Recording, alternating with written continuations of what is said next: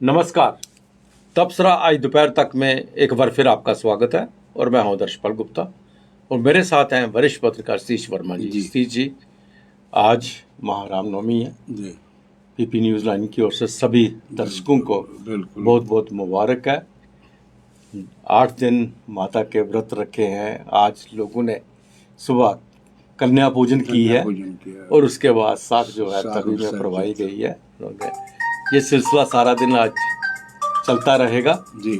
और पूजा दृष्टि से हम देखें जिस तरह से 9 दिन इन लोगों ने काटे हैं, बिल्कुल बड़ी श्रद्धा के साथ मंदिरों में जाके घर पे भी और सब जगह पूजा पाठ की है और इससे ऐसा लगता है कि मन को एक शांति मिलती है और एक इन दिनों में खासकर एक अच्छी सी मन के अंदर भावना रहती है। बिल्कुल, शारदीय नवरात्र का अपना एक अलग विशेष महत्व है और हमारा तो शहर वैसे भी मंदिरों का शहर कहा जाता है जम्मू। यहाँ बावे वाली माता हो, अगर हम उधर चले जाएँ बिलावर की तरफ, वहाँ सुकराला माता है और वैसे भी जितने हमारे मंदिर हैं सब सजे धजे रहे पूरे इस नवरात्रों में। और माँ वैष्णो देवी बात करें, इस बार यात्री भी बढ़ा है जी जी देश भर से। और कल हमारे उपराज्यपाल अष्टमी पे दर्शन करके आए थे। आज हमारे गृह मंत्री गए वहाँ, उनके साथ डॉक्टर जितेंद्र सिंह भी थे, पीएमओ में राज्य मंत्री, और उपराज्यपाल साहब भी थे। तो मतलब कि माता के प्रति जो आस्था है वो केवल देश भर में नहीं, विदेशों में भी जबरदस्त है। और लोग आते हैं और माँ के आगे अपनी मुराद पूरी करने के लिए फरियाद करते हैं। तो इसलिए हम पीपी न्यूज़ लाइन की ओर से सभी दर्शकों को यही कहेंगे कि माता रानी हमारे जम्मू कश्मीर और पूरे देश में अमन और खुशहाली का समय लाए, चूँकि ये जितनी विसंगतियाँ और जितनी आपदाएं हैं इनसे निजात मिले। सी जी, आपने गृह मंत्री की बात की, वो माता वैष्णो देवी के दर्शन करने गए थे सुबह और उसके बाद वो रजौरी पहुंचे हैं। रजौरी में बहुत इंतज़ार था लोगों को, खासकर पुंछ रजौरी एरिया, जम्मू में भी था। सबको लग रहा था कि गृह मंत्री आ रहे हैं, कोई बहुत बड़ी घोषणाएं करेंगे यहाँ पे। और उस सबसे ज़्यादा रजौरी और पुंछ जो डिस्ट्रिक्ट है, जो ट्विन डिस्ट्रिक्ट है, वहाँ पे खासकर वो पहाड़ी जो वहाँ के भाषाई लोग हैं। अब थोड़ा सा इस पर हम बाद में चर्चा करेंगे पहाड़ियों के ऊपर। ये इनको बहुत उम्मीद थी कि हमें SC ST की दर्जा मिलेगा, जिस तरह से गुज्जर बकर वालों को दिया गया है। हालांकि गुज्जर बकर वालों को ये 1991 में दिया गया था, लेकिन उनके लिए जो पॉलिटिकली जो रिजर्वेशन थी वो अभी आप हुई है। अब गृह मंत्री ने अपने भाषण के दौरान उन्हें कहा है कि आपको भी मिलेगी, जिस लाभ मिलेगा जिस तरह से गुज्जर बकर वालों को लाभ मिल रहा है, इसी तरह से इनको भी लाभ मिलेगा। इससे काफ़ी वहाँ पे खुशी का माहौल है। लेकिन वो जिस चीज़ को एक्सपेक्ट कर रहे हैं, शायद वो सोच रहे थे कि वो आज ही गृह मंत्री हमें यहाँ पे घोषणा करेंगे और आज से ही हम SC ST के आ जाएंगे, उसमें आ जाएंगे। लेकिन गृह मंत्री ने कहा कि इसकी प्रक्रिया चल रही है, यूँ ही समय पूरी हो जाएगी उसके बाद ये घोषणा की जाएगी। जी बिल्कुल, देखिए शुरू से लग रहा था कि ये बहुत बड़ा ऐलान है। ये भी ठीक है, ये ऐलान स्टेट स्तर का नहीं है, क्योंकि जब यूटी है तो जाहिर है कि गृह मंत्रालय किसके अधीन है, अमित शाह के, और सरकार किनकी है, मोदी जी की। ये दोनों की आपसी सहमति और दोनों के संयुक्त प्रयास से इसका ऐलान होगा। उन्होंने कहा कि शासकीय काम चल रहे हैं, जो एक प्रोसीजर है, उसके बाद जो जब फाइनलाइज हो जाएगा उसका ऐलान कर दिया जाएगा। हमें लगता है उसका ऐलान प्रधानमंत्री करेंगे शायद, क्योंकि ये दशकों से डिमांड है पहाड़ी भाषी बोली।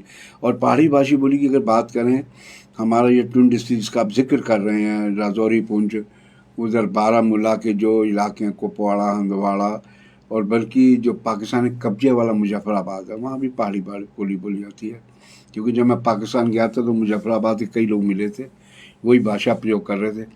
लेकिन सबसे बड़ी बात जो है, हमने चर्चा भी की थी विशेष प्रोग्राम में जो किया है, उसमें कहा था कि ये एक पॉलिटिकल इनका दौरा है, ये हमें मान के चलना चाहिए। क्योंकि बीजेपी और बीजेपी के तमाम छोटे बड़े नेता ये कई महीनों से कहते आ रहे हैं अब की बार 50 के पार। तो जब हमारी कुल विधानसभा 90 सीट की हुई है, तो उसमें 50 का मतलब है कि बीजेपी, उन्होंने ये भी कहा है कि बीजेपी के नेतृत्व में सरकार बनेगी, कोalition नहीं बनेगी। ये नहीं है कि लोग जिस तरह गुलाम नबी आज़ाद की पार्टी के लोग ये एक प्रचार करने में लगे हैं, जी आज़ाद साहब चीफ मिनिस्टर बनेंगे, ये हुआ बीजेपी के साथ। हमें नहीं लगता, क्योंकि बीजेपी और आरएसएस ये बड़ा एक मजबूत, इनका एक संगठन का जो तौर तरीका है वो सबसे बेहतरीन माना जाता है। तो बीजेपी कहीं शेयर नहीं करेगी इस बार चीफ मिनिस्टर, चाहे कोई ABC कोई भी बने, लेकिन बीजेपी बनाएगी। और जिस तरह अमित शाह ने कहा, पुरानी कुछ बातें कही, 3 परिवारों ने लूटा है आप लोगों को, लेकिन यह कि 5 अगस्त 2019 के बाद ये सच्चाई है। 5 अगस्त 2019 के बाद जब ये विवादित अनुच्छेद तोड़ा गया, बड़े लोगों पर तलवार लटकी थी। पश्चिम पाकिस्तान के रिफ्यूजी लें, गोरखा समुदाय लें, वाल्मीकि जिनको लाया गया पंजाब से बसाया गया, उन सब के साथ उनके मानवाधिकारों का हनन होता है। ये अमित शाह और मोदी का मजबूत नेतृत्व है जिन्होंने ये दफ़ा को तोड़ने की हिम्मत दिखाई। तो उसके बाद बहुत सी चीज़ें सेंटर वाली यहाँ आई हैं, कई रोक लगी हुई थी, और ख़ास तौर से जो सूबे की बेटियाँ हैं उनके भी हक छीने जा रहे थे। 300 अगर बाहर शादी करती थी उनको तमाम अधिकार मिल रहे हैं। तो उन्होंने कहा कि हम विकास ला रहे हैं, निवेश ला रहे हैं, बड़ी बातें अमित शाह ने कही जो नई भी थी और कुछ पुरानी स्क्रिप्ट से जुड़ी थी। तो हम समझते हैं कि उन्होंने एक कहने की कोशिश की है कि मोदी सरकार आपके कल्याण और विकास के लिए क्या क्या कर रही है। उन्होंने ये भी कहा कि मोदी जी आपको लेकर चिंतित हैं, और आप मोदी मोदी कहते हैं, मोदी जी का जुड़ते हैं उत्साह बढ़ता है। तो उनका सीधा एक इशारा था चुनाव। तो हम समझते हैं कि नेता कोई भी सेंटर से आएगा, जबकि यूटी है, तो अपनी बात लाजमी तौर पर कहेगा, विकास की बात करेगा, और साथ में अपना जो संदेश देना है मोदी जी के नाम को संदेश दिया। सी जी, एक इस बात को लेके अब एक चर्चा बन जाएगी, सामने आएगी, एक बहुत बड़ी डिबेट सामने आएगी।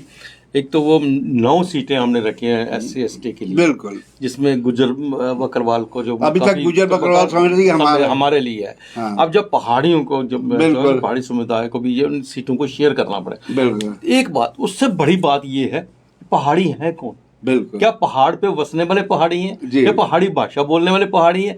हमारा तो जम्मू का सारा पहाड़ी है। अब मैदानी कहाँ है? मैदानी इलाका तो हमारा आरसपुरा का, कुछ कठुआ का इलाका होगा, बाकी तो सारे के सारे पहाड़ी हैं हम। आप पहाड़ियों को, अगर कोई, ये एक आम बात है, अगर उधमपुर से कोई ऊपर से आता था तो जम्मू के ये लोग रहते हैं ये पहाड़ी से पहाड़ी है, ये पहाड़ से आया है। अब ये पहाड़ियों को किस तरह से सामने लाना, क्या चीज़ है, पहाड़ी कौन है, इस बात को चिन्हित किस तरह किया जाएगा? या वही रजौरी पुंछ के जो एक ही समुदाय के जो है पहाड़ी हैं, उनको पहाड़ी कहा जाता है, पहाड़ी बोली बोलते हैं। पहाड़ी बोली तो अब देश के हर हिस्से में बोली जा रही है। इस चीज को लेकर भी एक बहुत बड़ी डिबेट सामने आ सकती है। नहीं, बिल्कुल, आपने जो आपने सवाल उठाया है, देखिए कठुआ में भी सिर्फ कठुआ सिटी है। हाँ। अगर डिस्ट्रिक्ट की बात करें, बसोली बिलावर जो है वो पहाड़ी है, और वो लग रहे हैं उधर चुनाव वाले से भदरवा से लगता है। तो ये तो आपने ठीक कहा कि हमारा जम्मू कश्मीर जो है वो कुछ भाग छोड़ दें, बाकी सारा पहाड़ी है। तो डिफाइन लगता है कि इन्होंने भाषा के आधार पर किया है, गुजर समुदाय भी और बकरवाल भी बोली के आधार पर किया गया। तो मैं समझता हूँ कि लेकिन ये बात जरूर है जो आपने पहले कहा कि अभी तक गुजर समझते थे कि 9 गुजर बकरवाल की 9 जो शेड्यूल ट्राइब के लिए सीटें आरक्षित की हैं। पॉलिटिकल एक बात तो है, पॉलिटिकल जो अख्तियार दिया है वो मोदी सरकार ने दिया इस 22 में पश्चिम आयोग की रिपोर्ट के मुताबिक। तो हम समझते हैं कि अब इनमें एक नया विवाद खड़ा हो सकता है। अगर उनको शेड्यूल ट्राइब का दर्जा दिया जाता पहाड़ी को, तो जाहिर है कि 9 में से बांटी जाएंगी सीटें, कौन कितनी लेगा कौन कितनी लेगा। और ये भी हो सकता है एक सीट पे 2 कैंडिडेट खड़े हो जाएं। जी, पहाड़ी अपना खड़ा करें, गुजर अपना खड़ा करें। तो इस बार चुनाव जो है बड़ा रोमांच पैदा करने वाला हो सकता है। अगर इस तरह से इनको शेड्यूल ट्राइब में लाया गया तो देखने वाला चुनाव होगा। नहीं तो अभी से प्रोटेस्ट हो रहा है, अभी तो विद्रोह हो रहा है। अभी कल भी गुजरों ने किया था कि इनको स्टेटस नहीं मिलना चाहिए। ये एक बहुत बड़ी बात आने वाले दिनों में ये थोड़ी, इसमें मैं समझता हूँ इसमें चुनौतियां भी खड़ी हो सकती है सरकार के लिए। जी जी, जिस तरह से सुबह भी हमने जिक्र किया कि DG पुलिस जो है प्रिजन लोहिया का जिस तरह से हत्या हुई है, उससे पूरे सिक्योरिटी में हड़कंप मचा हुआ है। और जिस तरह बताया गया कि अभी हत्यारे को पकड़ा गया, हत्यारा जो था घर का उनका सर्वेंट था, लेकिन उसको ये बात सिर्फ यहाँ पे नहीं खत्म होती, वो घर के अंदर था, घर में क्या था, उसकी मनोदशा क्या थी, वो कैसा था, कहाँ से आया, ये बहुत सी चीज़ें इसमें इन्वॉल्व हो रही हैं।